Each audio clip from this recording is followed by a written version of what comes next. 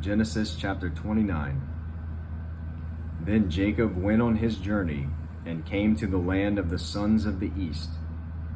He looked and saw a well in the field, and behold, 3 flocks of sheep were lying there beside it, for from that well they watered the flocks. Now the stone on the mouth of the well was large. When all the flocks were gathered there, they would then roll the stone from the mouth of the well and water the sheep, and put the stone back in its place on the mouth of the well. Jacob said to them, "My brothers, where are you from?" And they said, "We are from Haran." He said to them, "Do you know Laban the son of Nahor?" And they said, "We know him." And he said to them, "Is it well with him?" And they said, "It is well, and here is Rachel his daughter coming with the sheep." He said, "Behold, it is still high day. It is not time for the livestock to be gathered. Water the sheep, and go, pasture them." But they said, "We cannot, until all the flocks are gathered, and they roll the stone from the mouth of the well. Then we water the sheep." While he was still speaking with them, Rachel came with her father's sheep, for she was a shepherdess. When Jacob saw Rachel the daughter of Laban his mother's brother, and the sheep of Laban his mother's brother, Jacob went up and rolled the stone from the mouth of the well, and watered the flock of Laban his mother's brother. Then Jacob kissed Rachel, and lifted his voice and wept. Jacob told Rachel that he was a relative of her father, and that he was Rebekah's son, and she ran and told her father. So when Laban heard the news of Jacob his sister's son, he ran to meet him, and embraced him, and kissed him, and brought him to his house. Then he related to Laban all these things. Laban said to him, "Surely you are my bone and my flesh."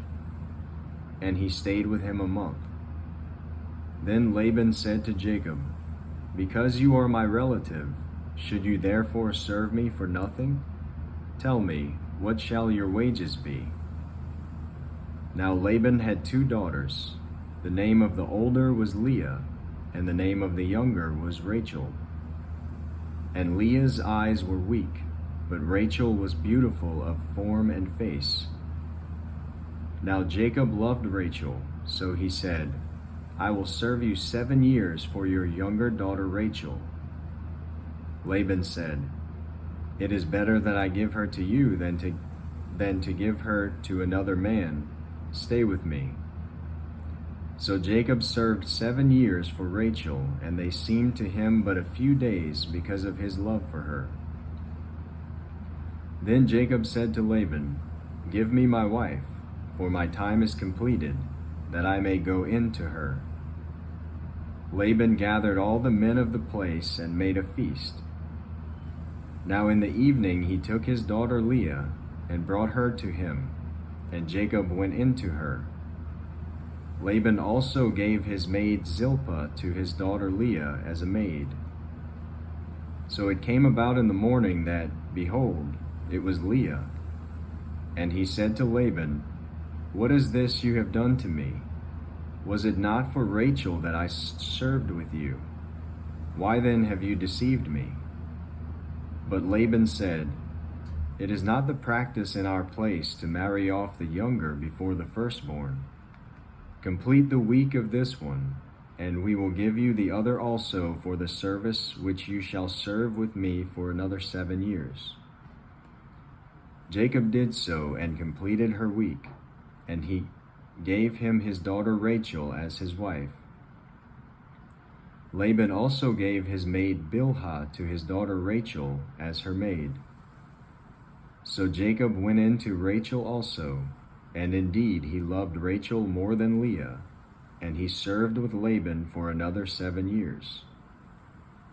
Now the Lord saw that Leah was unloved, and he opened her womb, but Rachel was barren. Leah conceived and bore a son, and named him Reuben, for she said, "Because the Lord has seen my affliction, surely now my husband will love me."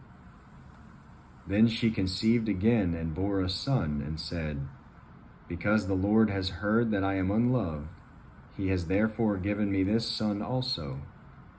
So she named him Simeon. She conceived again and bore a son, and said, "Now this time my husband will become attached to me, because I have borne him 3 sons." Therefore his name was Levi.